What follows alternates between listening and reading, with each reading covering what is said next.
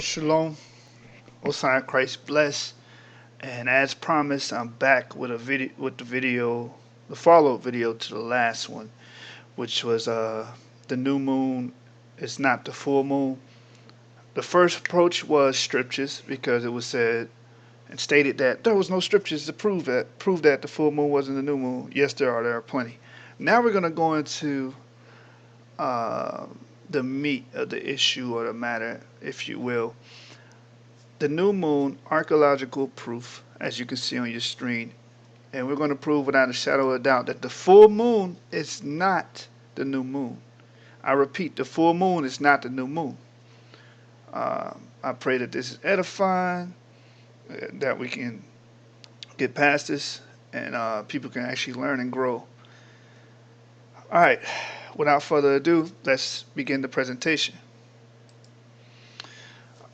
First slide is Aratus of Soli. His work was Phaenomena, 3rd century BC work.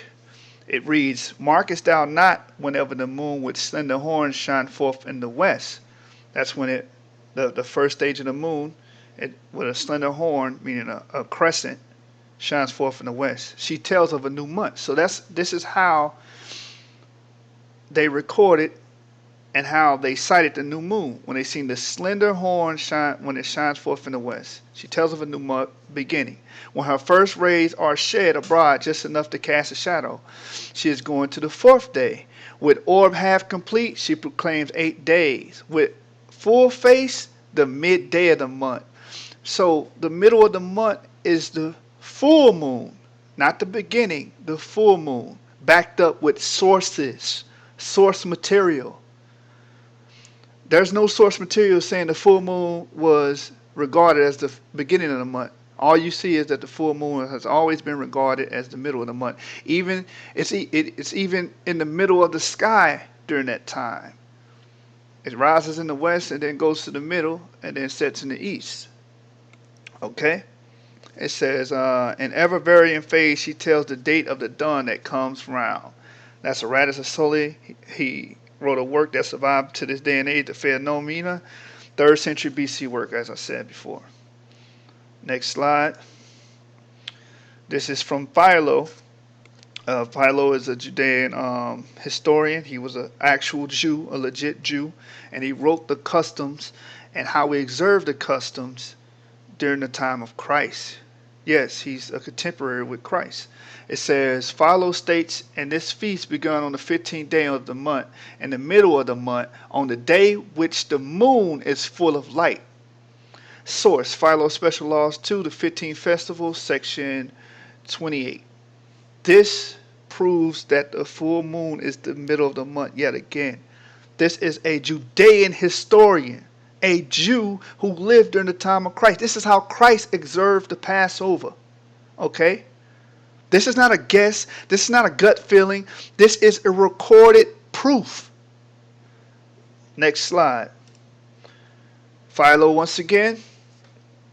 He states, since there are two motions of the moon as it continually runs, its double course, the motion of waxing unto full moon and the motion of waning unto its conjunction with the sun. One ram, since there is one principle of reason by which the moon waxes and wanes in equal intervals, both as it increases and diminishes in illumination. The 7 lamps, because it receives the perfect shapes and periods of 7 days. The half moon in the first 7-day period after its conjunction with the sun. Full moon in the second. So the second week is when the full moon comes, after 14 days have been completed, in the middle. And when it makes its return again, the first is the half moon, then it ceases at conjunction with the sun. So that's how they broke down the months. This is a Judean historian rose up in the laws, statutes, and commandments. He knows what he's talking about. Okay? Next slide. Philo once again regarding the Feast of Tabernacles. On the 15th day at full moon, the feast which is called the Feast of Booths. And that's where you get the word harvest moon from, because the Feast of Booths or the Feast of Tabernacles is also the Feast of Ingathering. Okay? When we gathered our crops from the end of that season. Okay? And we did it on what is called the harvest moon. is celebrated for which supplies of the sacrifices are more numerous. Source, Special Laws 1, 189. This is from the Judean historian Philo. Okay? This is what you call a primary source. Let's read on. He lived contemporaneous with Christ. So all the Jews were following it this way, in this manner. We don't have to guess. It's recorded in survived works, and works that survive to this day. Again, another source from Philo. It says, following the order which we have adopted, we proceed to speak of the third festival, that of the new moon. First of all, because it's the beginning of the month, in the beginning, whether a number or time is honorable. Secondly, because at this time there is nothing in the whole heaven destitute of light. Thirdly, because at the period the more powerful and important body gives a portion of necessary assistance to less important weaker body, which is the sun going into the moon. For at the time of the new moon, the sun begins to illuminate the moon with a light which is visible to the outward senses. This is when it begins, when it starts, when the moon first begins to emit light. That's the first visible crescent. That is the new moon according to an ancient Judean source, which goes back to the 1st century AD, contemporaries with Christ. Again, this is how Christ and the apostles followed this law and observed the month and counted their feast days. You're not going to find the full moon within these sources being regarded as the beginning of the month. With a light visible to the outward senses, and she displays her own beauty to the beholders. Source, Philo, Special Laws, chapter 2, 26, page 140 to 142. And it says, defining the new moon. Let's keep it going. Aristobulus, sorry if I messed up his name. He was one of the 70 scholars of the Septuagint. So he actually translated the Septuagint for Ptolemy II, I believe. All the way back in the 2nd century BC, 3rd century BC, around that area. Okay? This is a scholar. He knows what he's talking about. It reads, and since the day of Passover was fixed on the 14th day of the month, in the evening the moon will have the position diametrically opposite the sun, as it is to be seen in full moons. Again, the Passover correlates with the full moon. Source, the Paschal Canon of Antonius of Alexandria. Let's keep going.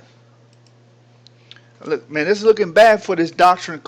Anybody regarding the full moon, that cannot be reputed as the new moon. There's no history that backs it up. The scriptures don't back it up, and history doesn't back it up. Here's another source from Clement of Alexandria, a church historian of the 2nd century AD. And in periods of 7 days, the moon undergoes its changes. In the first week, she becomes a half moon. In the second, full moon. So the full moon comes in the second week, in the middle of the month. Once you get 14 days, 15 days comes, boom, you have a full moon. This is simple math. This is not hard to figure out. And in the third, in her wane, again half moon. In the fourth, she disappears. Further, as Seleucus the mathematician lays down, she has 7 phases. First, from being invisible, she becomes a crescent shape. That's the new moon. Then half moon, then gibbous and full. And her wane again, gibbous. In like manner, half moon and crescent shape. Source, the Stromata, volume 6, chapter 16.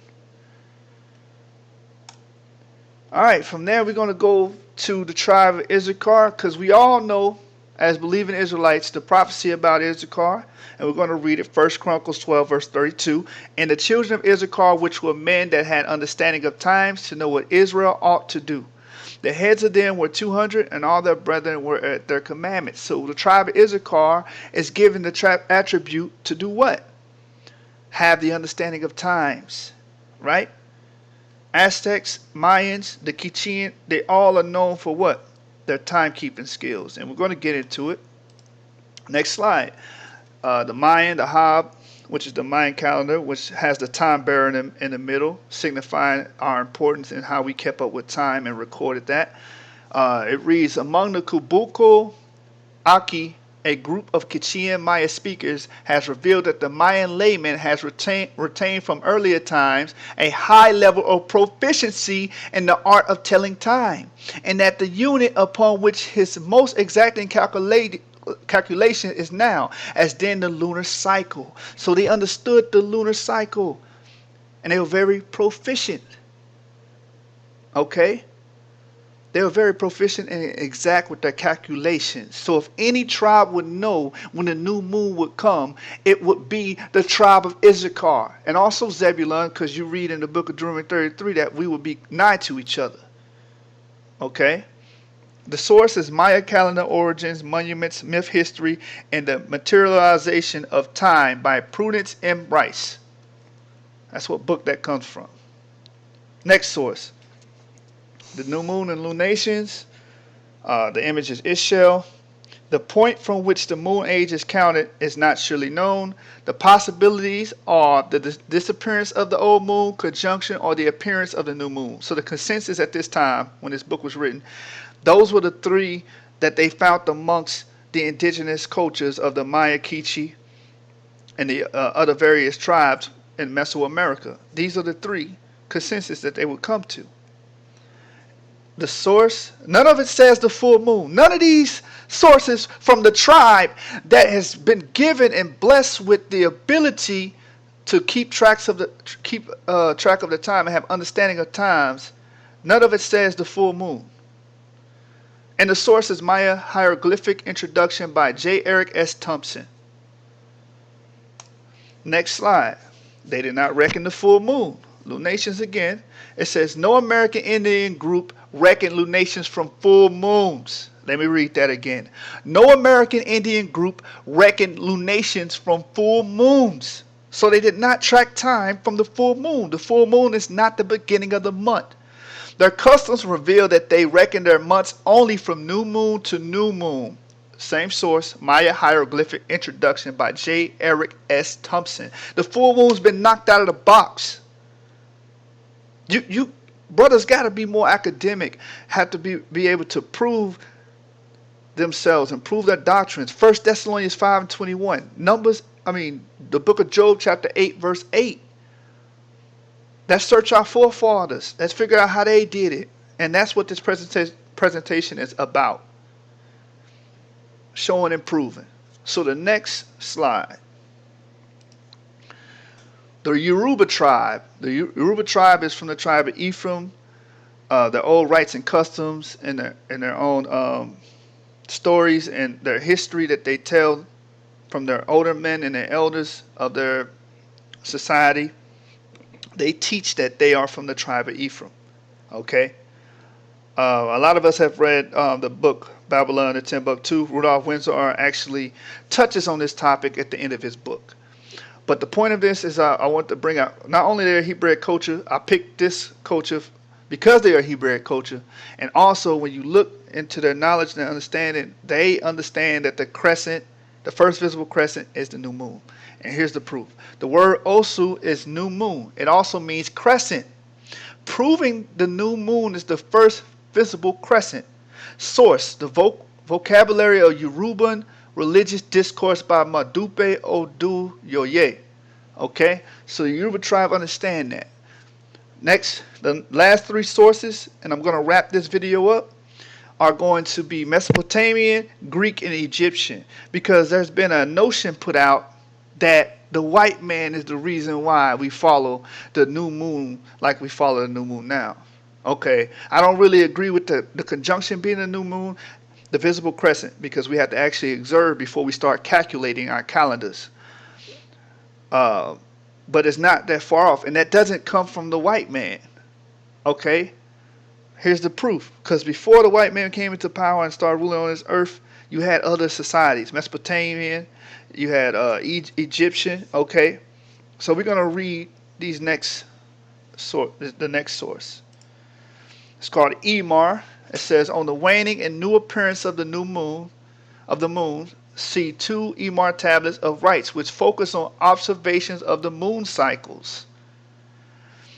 Fleming CS 1 page 439. And these rites, the time the moon disappears the waning period, is called the time of bearing the doors, and this was the end of the month. While the new moon is the day of opening the doors, and it gives you the page of that book.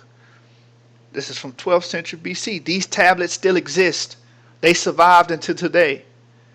You can reference these tablets. This is how they did it in those times, in the Mesopotamian era. Next is the Greek. Ancient Greeks were not that much into celebrating New Year rather than the cycle of the new moon, upon recognizing the visible new moon as the beginning of each month. Okay? A custom held in honor of Selene, Apollo, and a bunch of gods or whatever. But that's from 3rd century BC information. Okay? Let's do Egypt, and then we're going to close it. As Egypt, the Egyptian lunar calendar, the older of the two systems, consisted of 12 months whose durations differed according to the length of the full lunar cycle, normally 28 or 29 days. Each lunar month began with the new moon, reckoned from the first morning after the waning crescent had become invisible, and was named after the major festivals celebrated within it. Since the lunar calendar was 10 or 11 days shorter than the solar year, a 13-month called Thoth was intercalated every several years to keep the lunar calendar in rough correspondence with the agricultural seasons and their feasts. New Year's Day was signaled by the annual heliacal rising of the star solstice, when it could be observed on the eastern horizon just before the dawn in midsummer. The time and observation would determine whether or not the calendar month would be employed. That is from Britannica.com. And that concludes the lesson today. Archaeological proof of the new moon. I want to give those last three sources because they're outside sources, but they also do a similar calendar. The lunar calendar and lunations is an old practice, not only Hebraic culture embraces, okay? And it doesn't just come from the so-called white man, all right?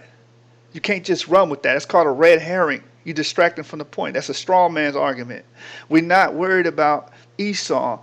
That's worried about can this be proven? And the first visible crescent being regarded as the new moon can be proven. We read Philo, Aristobulus, Clement Alexandria. We regarded to Issachar, Aratus de Soli, right? The Mayan, Quicheans, and the Yucatan people, they all agree on that. The Yoruban people agree on that.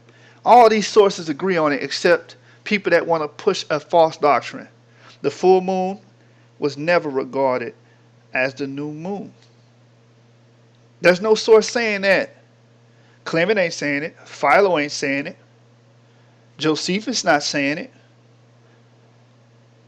Okay?